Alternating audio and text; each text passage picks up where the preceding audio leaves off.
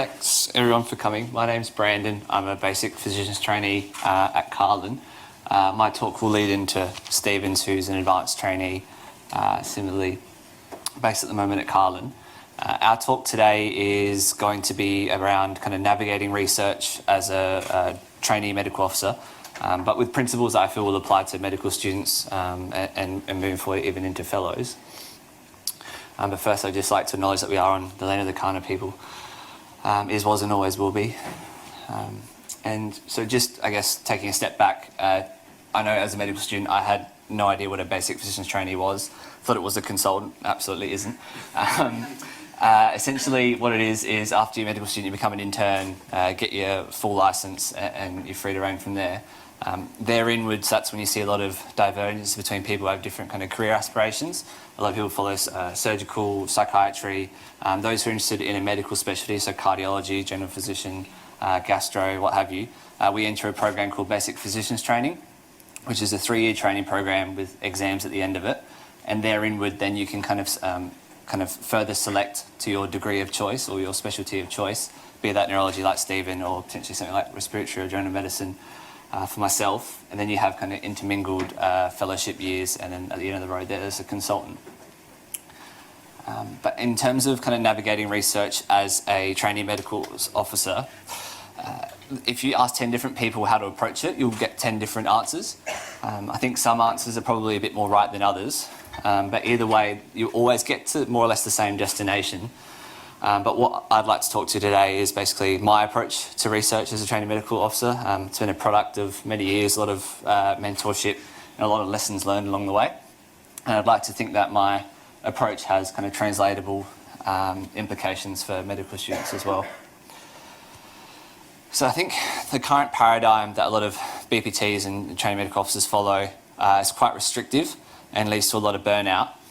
And a very kind of appropriate analogy I like to use is one of young athlete specialization, and it will make sense, bear with me. Essentially, in high school and primary school, you might remember programs like SASI, where they would kind of do testing in high school, and then students who looked like they would excel at one particular sport because they're certain height or their endurance or their type 2 muscle fibre meant they could jump high, they would select them and they would have a very specific training program with the intent of being a cyclist or being a volleyballer or what have you. There's actually another form of training called like a general kinesthetic awareness or general physical preparedness. And the idea behind that is as a young athlete, you train them across a range of different areas. Even if the end goal is a certain sport, the idea is that by having a general approach to their physical training, it builds more of a structure and a foundation, and one that makes them better prepared for any kind of challenges they might face along the way. The intent behind this early specialisation that we saw with things like SASI and that sort of thing is that by getting kind of early enrolment of an athlete and having a more specified training over the course of years, they would be better at said sport. We actually know that's exactly the opposite of what happens.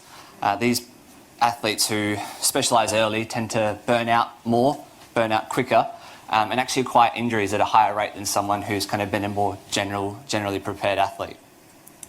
And we see the exact same, I feel, in trainee medical officers. There's always invariably a cohort of students who select their medical interest quite early. There's nothing wrong with that. I want to be a cardiologist, I want to be a gastroenterologist. And they kind of go through and they very targetedly target their research around that area of interest. And then if you always ask those people how to approach research or what's your interest in it, they'll always tell you it's a grind, I hate it, I'm burnt out, I haven't learnt anything, and it's just never enjoyable for them. Whereas if you take the opposite approach, the general physical preparedness approach, and as an athlete you kind of diversify your interests and try to build a bit more of a structure and a foundation, those people enjoy research a lot more, they get a lot more out of it, and generally speaking they have more translatable skill sets. So I think the one big takeaway I wanted from my talk today is when kind of considering opportunities for research, take them all on board. Don't even if it's completely unrelated to your area of interest, even if you're doing a project on hyponatremia but you want to be a plastic surgeon, there's always going to be a lesson to take away from it. And if you take this kind of general physical preparedness approach to research, I think there's a multiplicity of benefits, but the chief kind of few being that it gives you more opportunities to do research, and you're not going to be clawing away at other competitors to try find a project to do. It gives you, again, a foundation of translatable skills that you can take across any other research project, and also enables you to do more impactful research.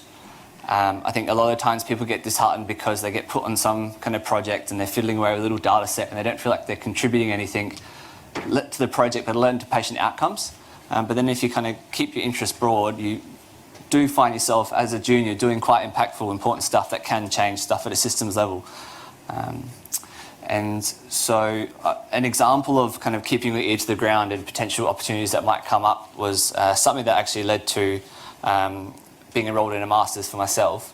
And just very quickly, essentially we had a patient when I was an upper GI intern at Lyle who couldn't remember when their last dose of apixaban was, and they needed to have their appendix out. They had like an exploded perforating appendix. And so being kind of the forward-thinking interns that we were, we ordered this thing called an apixaban assay, which we just assumed would be analogous to INR for warfarin. More apixaban must mean thinner blood, surely.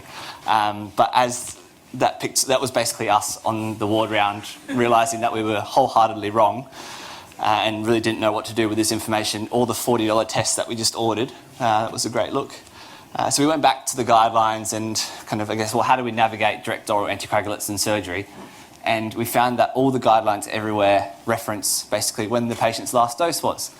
That's exactly the problem that we had, is we didn't know when their last dose was. So this was, and again, these guidelines as well look quite well referenced, but if you actually take some time and look at the references, it's one RCT, a kind of ad hoc analysis of a peripherally related RCT, and the package inserts for the drugs themselves. So not particularly evidence-based medicine here that we're working with. And so this led to basically a series of projects that we undertook, all of which are currently in submission, except by virtue of the peer review process. The last one we did has actually already been published. So that's just kind of one example of just kind of how opportunities can come about if you just keep your ear to the ground and keep your interest broad. And in terms of kind of finding those projects to do or opportunities to do as a trainee medical officer or a medical student on a ward round, I think kind of much to what Josh said, I think a very simple thing to ask yourself is just why. If every kind of clinical interaction you have, you just take a step back and say why, the opportunities are genuinely endless. And this is just a very select few that have kind of popped up in the last couple months. The top kind of left there being when I was a transplant RMO on the renal unit here. You'd walk around during the daytime, transplant patients have just had a new kidney, they're awake, and then you do night shifts, and at 3 a.m. they're still awake, and at 6 a.m. they're still awake, and then these guys don't ever sleep, what is going on? And it's quite a common thing. You ask every patient, how was your night? It didn't sleep, everyone wants diazepam. So we've done kind of a lot of work around that, the idea of kind of trying to optimise patient sleep, and that's led to a few projects. And even if you can't get your hands on actual kind of hospital level data, you can take a step back and see, like, well, what options do I have to try help these patients? And that led to a meta-analysis on prunus thoracis, which actually is the only evidence-based sleep aid that you can get from Chemist Warehouse. So that's an unpaid plug. And then things like, why am I putting this patient on a micronutrient? Take a step back. We've done a review on kind of things like zinc, and if you're getting your tonsils out, have a bunch of pineapples before your surgery. Thank me later. And things too, like the diet we see in hospital, just feeding forward kind of not healthy kind of healthy habits. Then we kind of wanted to speak to that and do a bit of research about that. And similarly too, you hear everywhere that semaglutide was this new wonder drug, but kind of there wasn't actually really any degree of systematic review, top level evidence on the product. So took a step back and did that as well. So opportunities are everywhere. And so that kind of answers, more or less, I hope, answers the how question in terms of how do I find opportunities. But when we discuss approaches, the other question that always comes up is kind of how do I do it when I've got kind of working full-time or studying as a medical student full-time, also expected to look after myself, keep healthy relationships, keep the girlfriend happy or the boyfriend happy or what have you. And the reality is, for me, it just meant taking out Netflix on a weeknight. There's a treadmill there, so you can still get your steps in while you're screening and doing a systematic review. Also, probably says a bit about me as a person, but also just have fun with it. It doesn't need to be the stereotypical kind of lock yourself in a dungeon, smacking your head against a brick wall for hours on end. Josh, Stephen, myself are quite passionate about this, and we run regular journal clubs which act as a social avenue for everyone to get together and springboard ideas off of, and just build friendships that way. And then you can take those ideas to the pub later. I'm not sure if you need to disclose your BAL on a manuscript, but that time we probably didn't.